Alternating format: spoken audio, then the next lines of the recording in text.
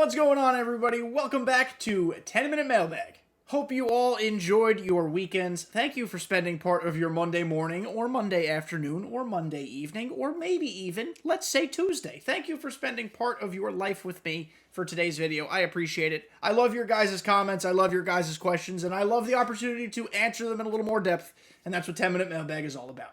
We've got some spice, some zest, some huevos ranchero. That doesn't make sense. We've got some good stuff in this 10-minute mailbag, so let's just not waste any more time. My voice is hoarse from smoking cigars over the weekend and being around the smoke and yelling a lot. I was at a party of mine that a friend threw, so we had a great time. My voice hurts. Let's go talk some more.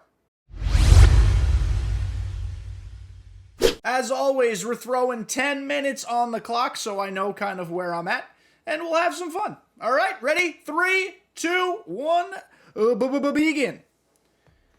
Alpha Predator, our boy, who always asks great questions. Do you think the game caters to casual or hardcore players more? This question is going to ruffle feathers in the comments section, so please, everybody, be nice and respectful of each other. And everybody's opinion on this is going to differ based on the type of player they are.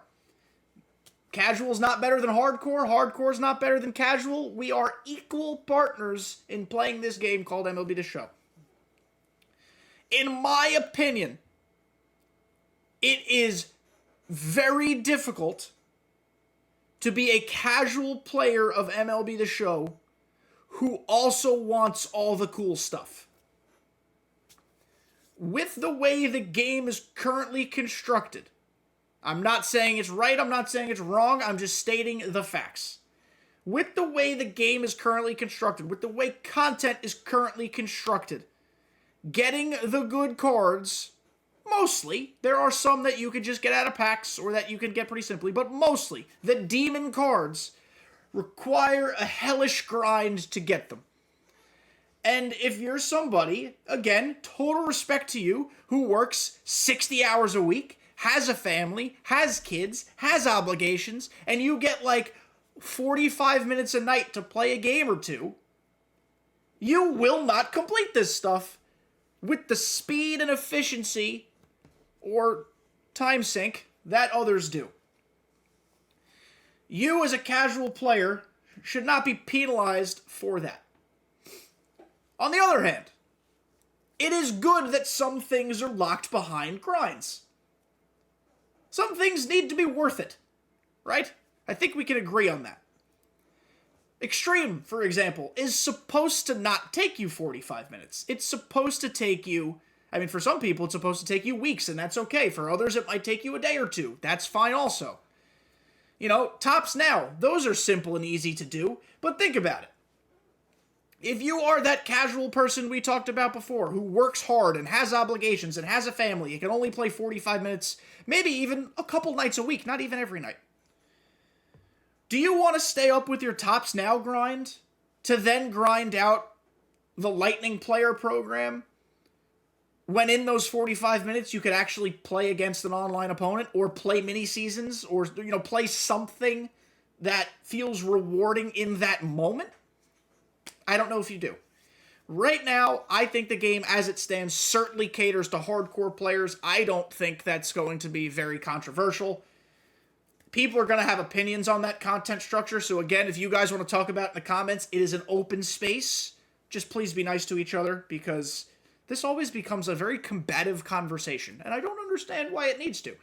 It's just the nature of how SDS has created the game. They want people to spend their entire lives playing this game and forget what their loved ones look like. It's just the way it's created. But Alpha, thank you for your question. As always, you have very good questions. We have a question from Logan Windsor. Logan Windsor. On Hall of Fame and Legend, is it better to use S-tier pitchers who are extremely common and seen often, like a John Donaldson, Clayton Kershaw, Paul Skeens, or an A-tier pitcher with worse stats, he means attributes, worse attributes, but players that people see less and maybe are a little more deceptive, like a Marcus Stroman, a Rube Foster, a Walker Buehler?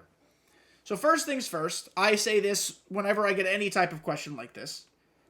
Use whichever pitchers or players you are best with, whether you're on rookie, veteran, all-star, Hall of Fame, or legend. Whoever you're comfortable with and rake with, or dot with, or shut people down with, use those pitchers. So getting that out of the way, though, I understand your question. I appreciate your question, because it is an important conversation to have with yourself in your head. I'm going to start backwards. On legend, I think your pitcher choice, unless you're facing Kreiner, or Zazzy, or, Chev will hit anybody. Unless you're facing those people. If you're facing, your legend commoner, if such a phrase exists, you pitch whoever you want. Legend is hard. Legend pitch speeds are fast. I'm getting ready to record Friday's God Squad video, and my pitcher is going to be Tom Seaver. Why? Because the person who commented said Tom Seaver's his best pitcher. I am a game or two away from World Series, and there's a chance it'll be legend. I am comfortable with Tom Seaver on legend because he's a pitcher. Because he's a 99. His attributes are good. He's got a sinker. It's legend. You can pitch anybody on legend. On Hall of Fame, now we're taking risks. Because Hall of Fame is a hitter's paradise. It's so hard to pitch on Hall of Fame. So in my opinion, it's hard to hit on Hall of Fame too. But most people don't agree with me. They think it's pretty easy. I think on Hall of Fame, that's where you have to really we're going to use Donaldson. We're going to use Skeens. Kershaw, I guess, is in S tier. I haven't had success with Kershaw this year, personally. But Randy Johnson, we're using those guys. I think on legend, though, you can literally use just about any within reason card. 97 or up.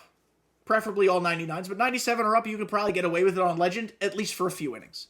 That's an interesting question and a good conversation question, though, because I'm curious what other people think about that. Thank you. I appreciate it. From Scott, what's been your favorite bit of content this year? I don't know. There's been some really, really fun, good content, and there's been some really, really bad shite content. I thought Extreme was mid, not terrible, but mid.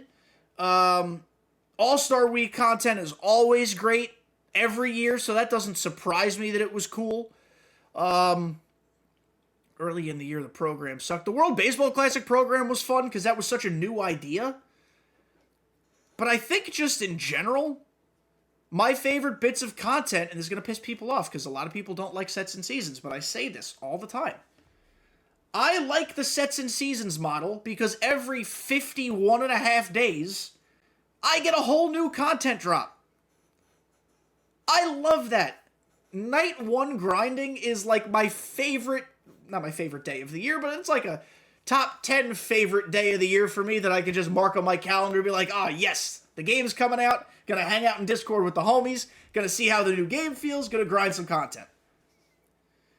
Having it happen every 2 months has lessened that impact ever so slightly, but I still really enjoy that night 1 grind of, oh shit, there are 186 new diamonds I have to go get, and there's cool new legends sometimes, or new artworks, or new 99s that didn't have 99s before. I like that. I think that's cool, and that's ultimately why I'm the biggest fan of sets and seasons. People don't agree. I don't care. That's my opinion. But Scott, that's what I think so far. And we have another question. This one is from user XD2DF2JX9T. Gotta be specific with these no-name accounts because they might be similar. But do you ever invest in cards for roster updates, or do you think it's too risky? If you do it correctly, it's not risky. That's the point of the investment. Some are going to be more long-term than others, of course, and the longer term they go with the way that they do updates, I guess theoretically the more volatile your investment could be because players could start sucking. But it's up to you to wisely sell when it's time to sell. Neither here nor there. I stopped investing last year when SDS messed with the market. I did not appreciate them messing with the market. SDS realized there were very smart people in the community. Ants, friend of the show, the podcast, one of them. And plenty of others, not just to single him out. There are others who give very good roster update advice and stub investment advice. Who are helping people make a lot of stubs. A lot of stubs. An ungodly amount of stubs.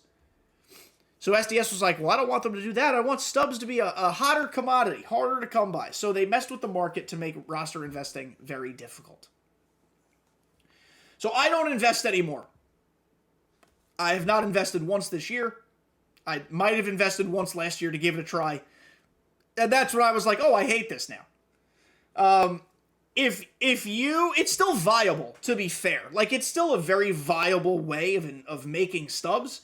I think it's not harder, but more frustrating with the new quick sell values. So I just avoid it.